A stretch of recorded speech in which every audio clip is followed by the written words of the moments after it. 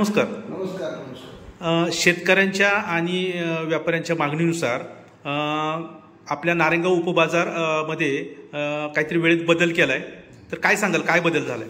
पूर्वी सकाळी 6 वाजता आहे ना निलाव चालू व्हायची, तर सर्व व्यापारी आणि शेतकऱ्यांनी सुद्धा सर्वांनी मागणी केली किंवा 9 वाजता टायमिंग ठेवावं, म्हणजे मग सर्व ताजा माल मार्केटला येऊ शकतो किंवा एकाच वेळेत मार्केटसुद्धा व्यापाऱ्यांना सोयीस्कर होते. हे टायमिंग सर्वांनी वार्षिक मिटिंगमध्ये सुद्धा सभापती साहेबांना सर्वांनी विनंती केल्यामुळं सभापती साहेबांनी त्यांना परवानगी दिली की सकाळी 9 वाजल्यापासून पुढं चालू होईल मार्केट.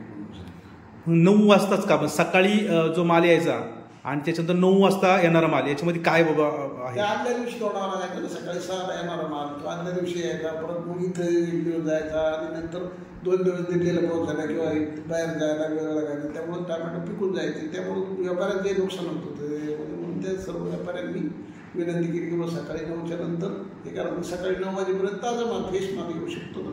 बरं, मग तुम्ही शेतकऱ्यांना काय आव्हान कराल? सर्वांना शेतकऱ्यांना सांगितले आम्ही 11 तारखे 11/9 पासून सकाळी 9 वाजता निलाव तयार होतील, त्या पद्धतीने माल तुम्ही मार्केटमध्ये आणावं अशा पद्धतीने आवाहन केलेले आहे. धोंगडे साहेब, तुम्ही काय सूचना कराल शेतकऱ्यांना?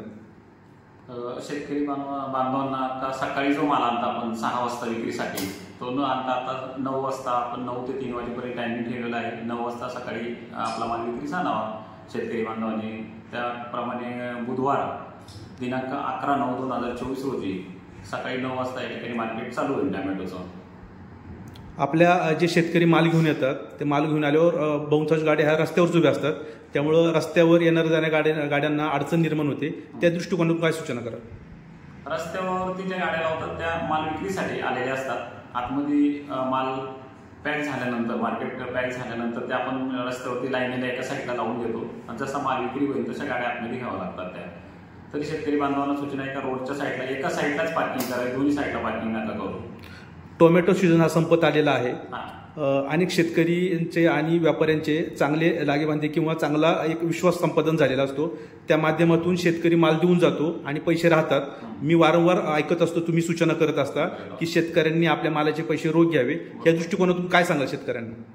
कोणत्याही प्रकारे थकबाकी ठेवू नका. या ठिकाणी बाजार समिती मार्केट या ठिकाणी सूचना दिल्या जातात. संचालक मंडळाने तसं सूचना केलेल्या आहेत. कोणत्याही प्रकारे थकबाकी ठेवू नका. जर थकबाकी ठेवल्यास त्यांनी बाजार समितीत लगेच त्या व्यापाऱ्याची तक्रार करायची. त्या ठिकाणी जी काय तक्रार आल्यानंतर आम्ही लगेच त्या शेतकरी बांधवांचे पैसे काढून देतो. आपल्या बाजार समितीच्या आजूबाजूच्या परिसरातही अनेक व्यापारी व्यापार करतात आहे. त्यांचं आणि बाजार समिती त्यांच्यावर काही निर्बंध किंवा काही त्यांच्यावर हे आहेत का? आहेत ना.